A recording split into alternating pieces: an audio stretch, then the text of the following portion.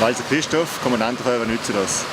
Wir sind alarmiert worden zu einer Rauchentwicklung im Dachgeschoss von der Firma Lorenzer.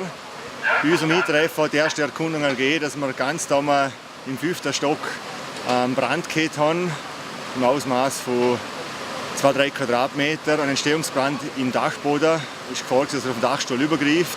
Wir haben den mit 2 Atemschutztrupps einen Innenangriff gemacht und haben die Situation rasch in den Griff kriegen können, zum Glück. Im Einsatz ist die Nütziger Feuerwehr gestanden mit 5 Fahrzeugen und 45 Mann.